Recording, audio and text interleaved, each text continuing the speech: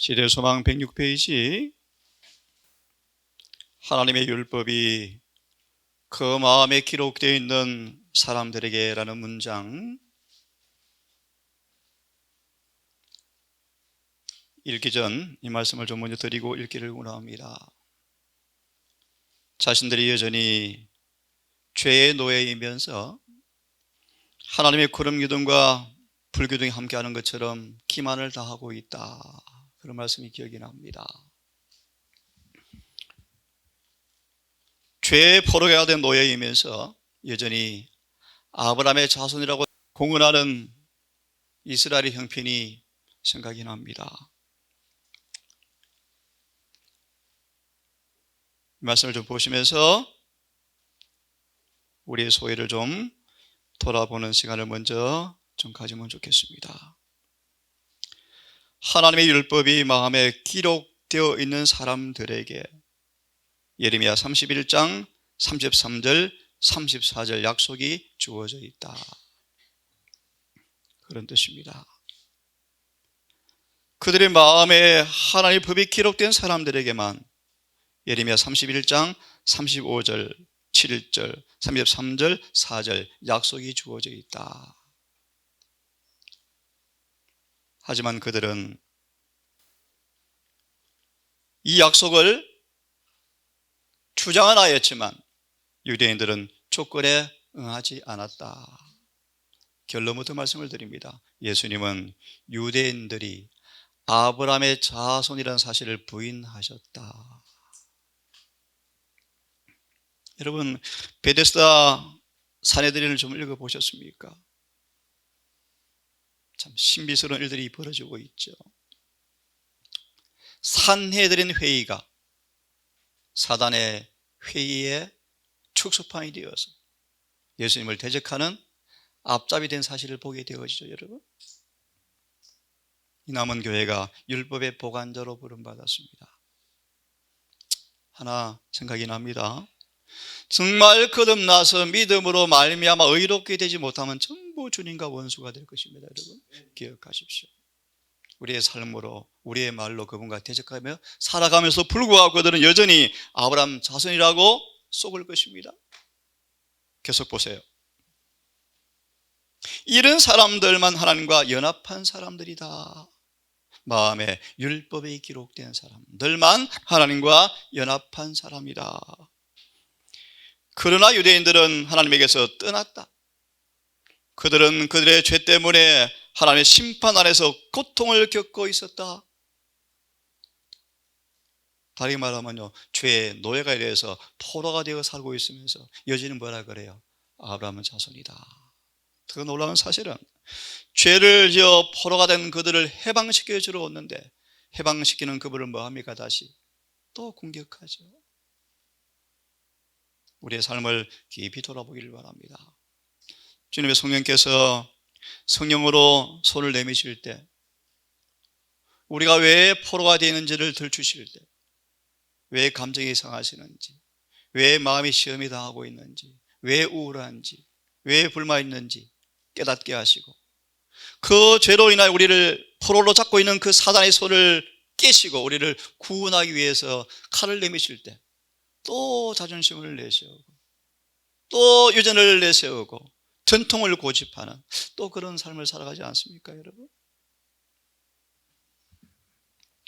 그들은 이방 나라의 자폐가 종살이가 된 원인은 뭐요? 바로 이 죄 때문이었는데 그들의 마음은 범죄로 말미암아 어두워졌으며 과거에 여러 번 주께서 그토록 큰 은총을 나타내 보여 주오셨기 때문에 그들은 그들의 죄를 변명했다. 이 참 중요한 말씀이에요.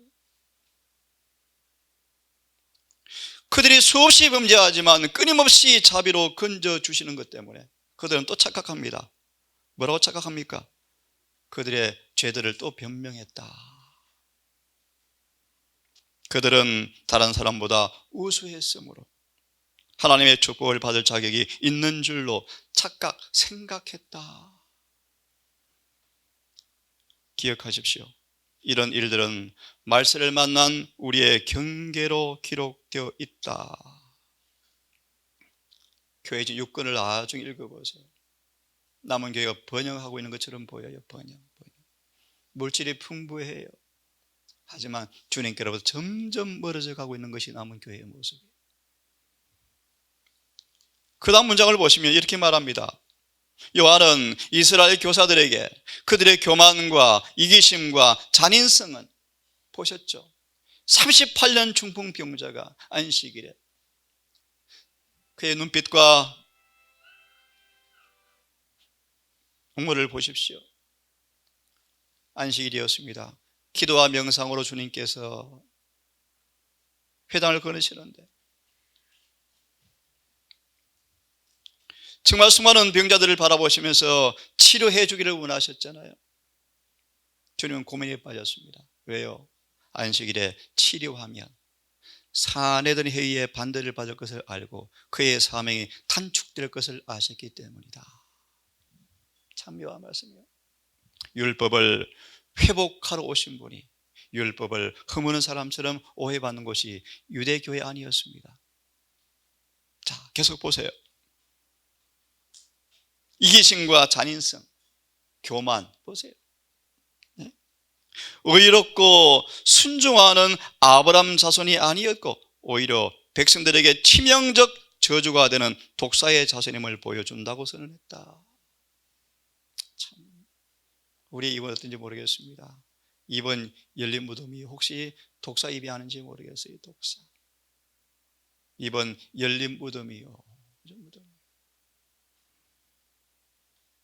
그들이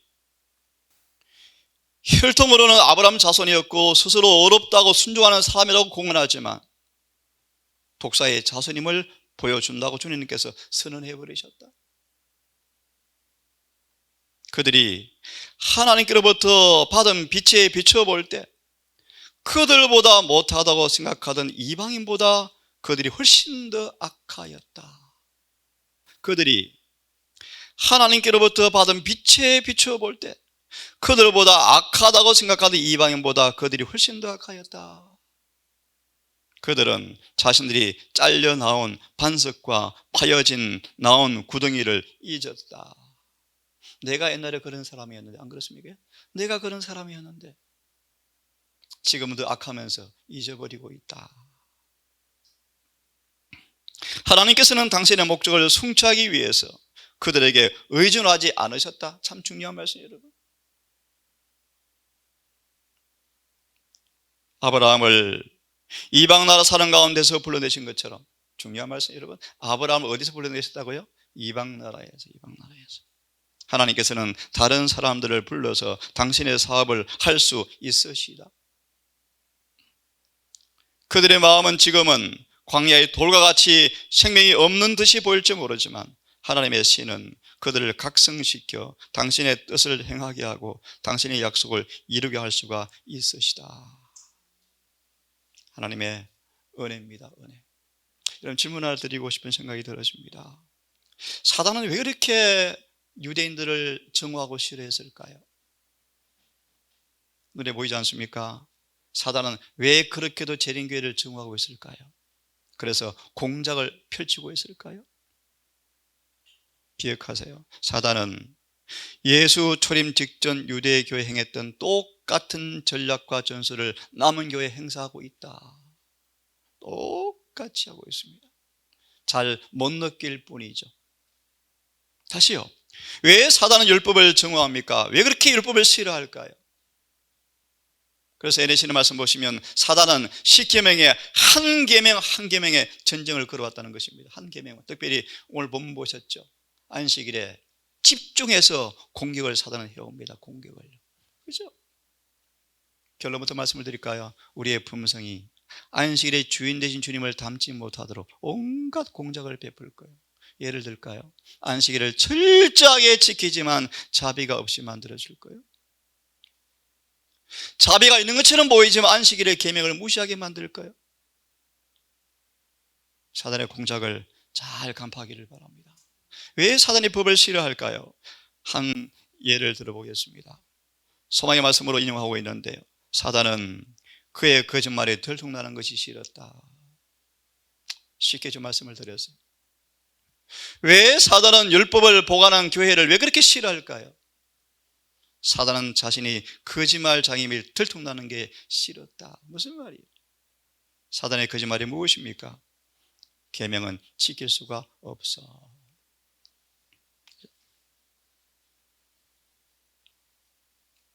이런 말씀이 있어요.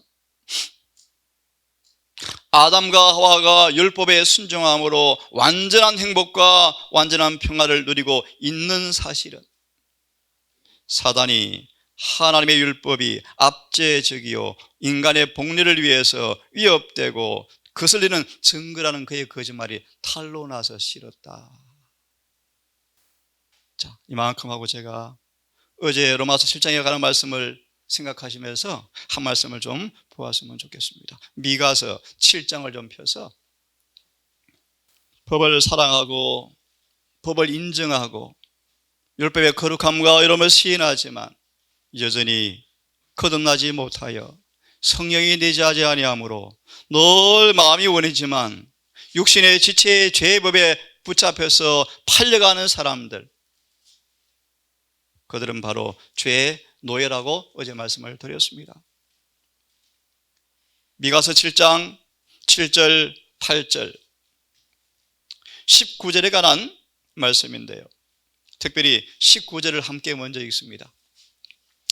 7절 8절은 여러분 읽어보시기를 바라고요. 19절을 다시 한번 먼저 읽어보겠습니다. 시작.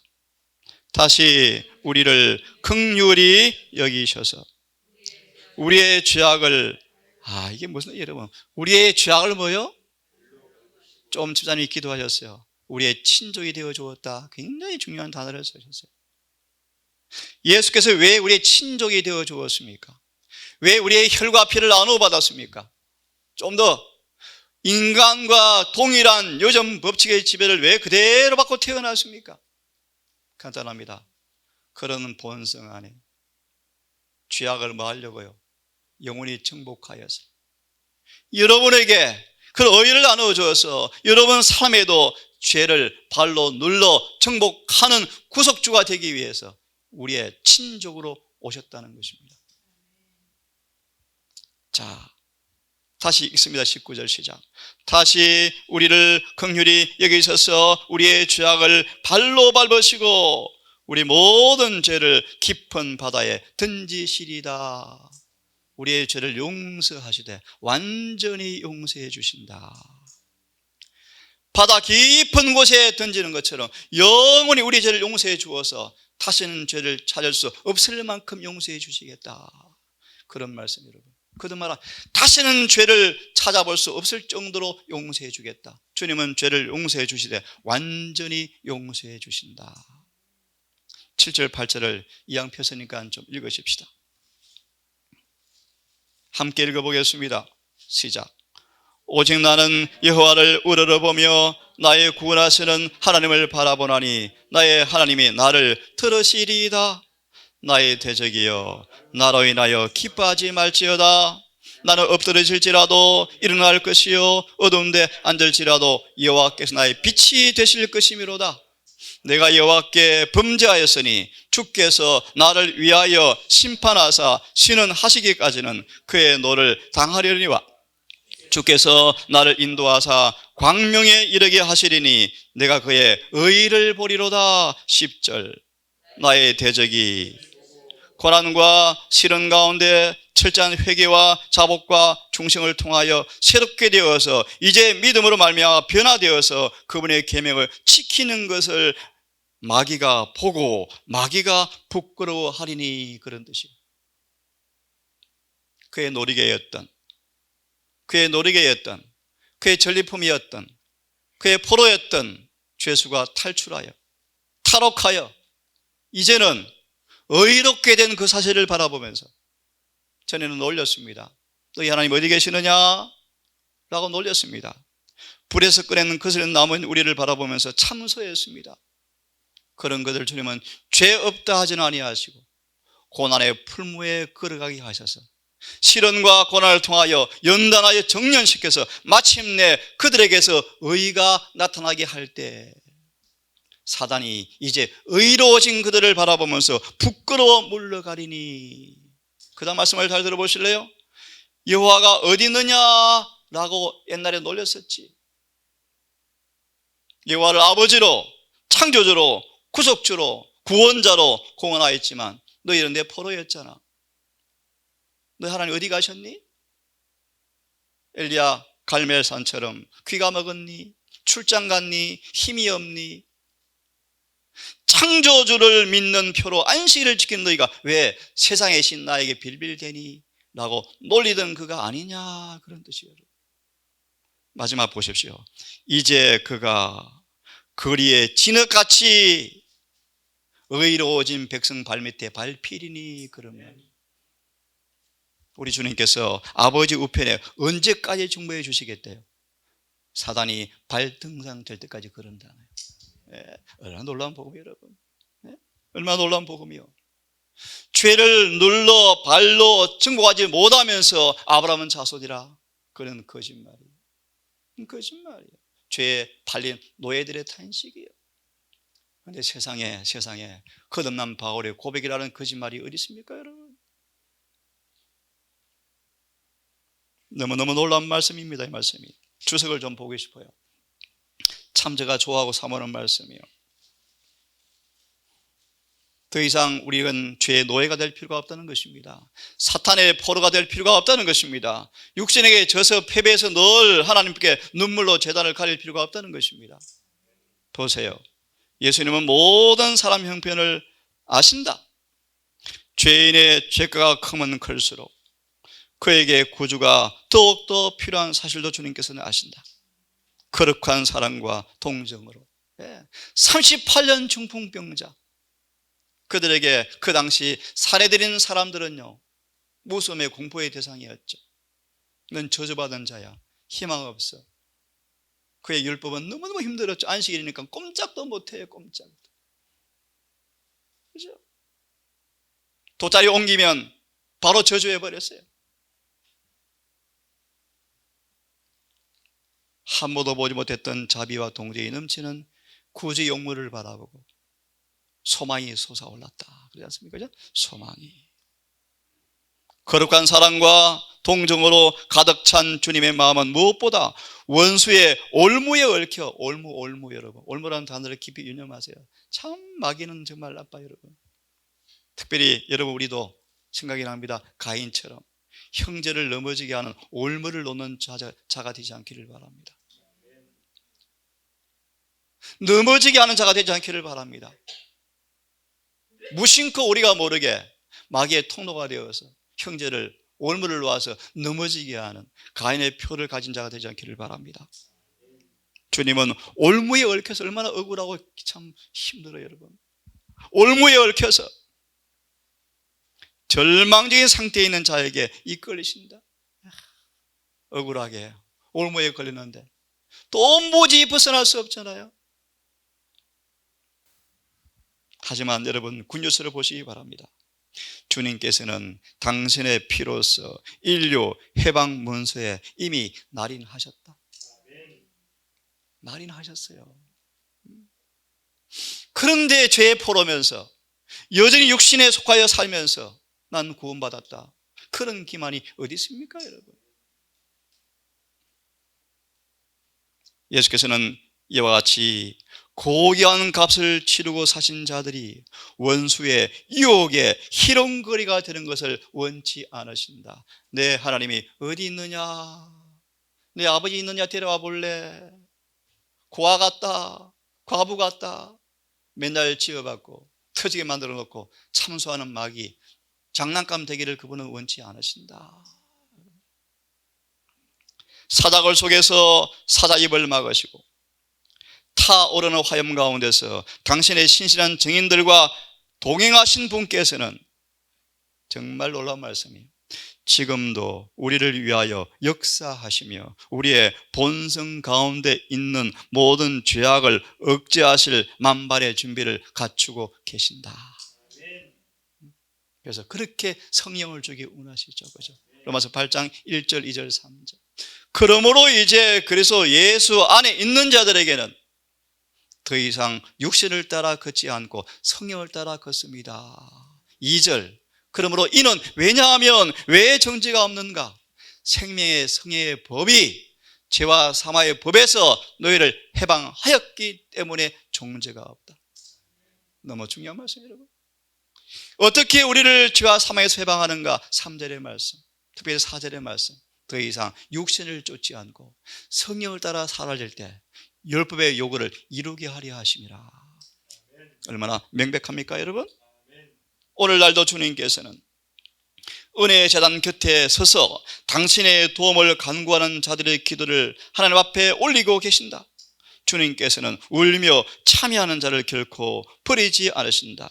주님께서는 용서와 회복을 받으러 당신께 나오는 사람들, 모든 사람들을 값없이 용서해 주신다. 주님께서는 아무에게도 당신께서 나타내실 수 있는 모든 것을 다 말씀하지는 않지만 떨고 있는 영혼에게 용기를 내라고 분부하신다. 누구든지 원하는 사람들은 하나님의 능력을 붙잡을 수가 있으며 하나님과 화친할 수가 있다. 하나님께서도 그들과 화친하실 것이다. 예수님께서는 당신께 피난처를 구하는 영혼들을 높이 드사 여호와 니시여 모든 피난자들의 흠구, 흠담을 그치게 하실 것이다. 어떤 인간이나 악한 천사라도 이들을 더 이상 송사하지 못한다. 그리스도께서는 이들을 신인 양성을 겸하신 당신의 능력에 연합시키셔서 우리를 구원하신 놀라운 주의 은혜를 여러분 정말 더 여실하게 경험되었으면 좋겠습니다. 시간이 다 가버렸는데요, 소망의 한두 말씀만 보고 마치면 좋겠습니다. 466페이지를 펴보실래요? 어제 말씀을 좀 생각하시면서 우리를 좀 살피는 시간을 가지면 좋겠습니다. 466페이지를 한번 펴보세요.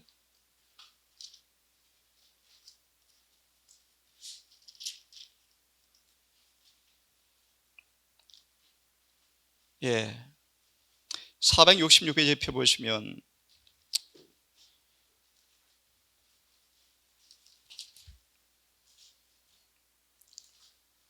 여기를 한번 읽겠습니다. 잘 아시는 말씀인데요,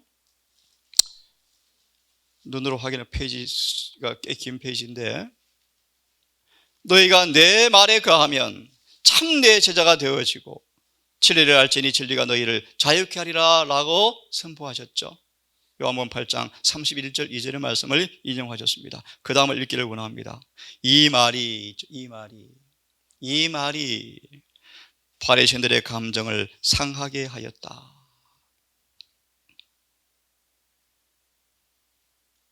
중간에 보시면 예수께서는 악의 종이요 생각이 복수심으로 기울어진 사람들을 보고 슬프게 대답하셨다.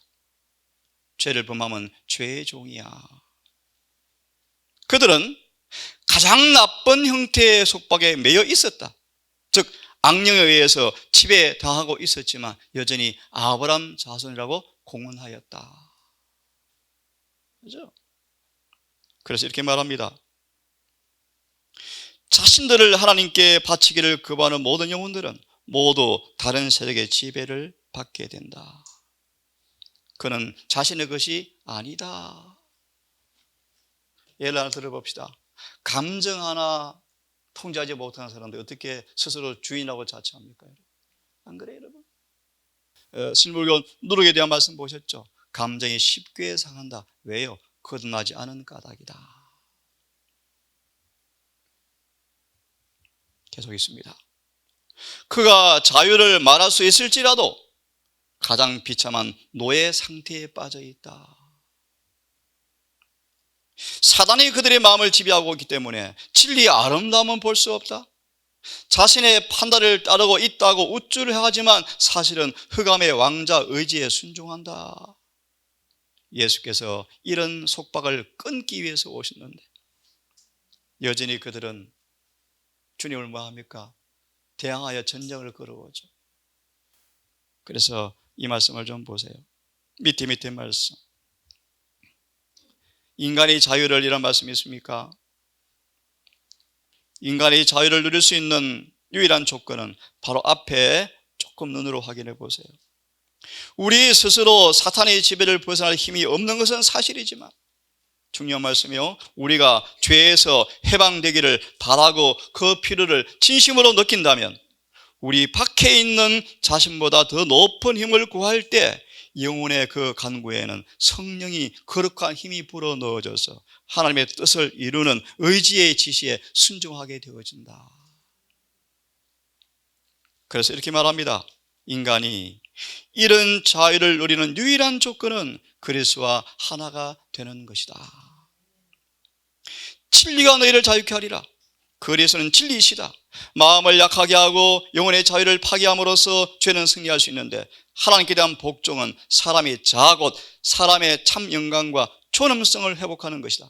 우리가 복종할 거룩한 율법은 자유의 율법이다. 그 다음 말씀을 같이 읽어보고 오늘은 이렇게 마치십시다. 시작. 바리새인들은 자신들이 아브라함 자손이라고 선언해 왔다. 예수께서는 이 주장은 아브라함의 일을 행함으로써만 입증될 수 있다고 그들에게 말씀하셨다. 참된 아브라함 자손은 아브라함처럼 하나님께 순종하는 생애를 살 것이다. 아브라함의 자손은 하나님께 받은 진리를 말하고 있는 그분을 죽이려 하지 않을 것이다. 랍비들은 그리스도를 해하고자 음모함으로써 아브라함의 일을 하지 않았다. 아브라함의 질개 혈통만으로는 아무런 가치가 없다. 같은 정신을 소유하여 같은 일을 행함으로 나타나게 될 때 그와 영적 연결이 없었으므로 그들은 그들의 자손이 아니었다. 거룩하신 아버지, 하나님의 무한한 은총과 언약을 향유하며 주의 긍휼과 관함 자비를 무한히 맛보았고 주의 사랑과 자비를 그렇게 많이 보고 느꼈지만 택한 선민 유대교회, 특별히 소망의 21장의 말씀을 중심으로 주님께서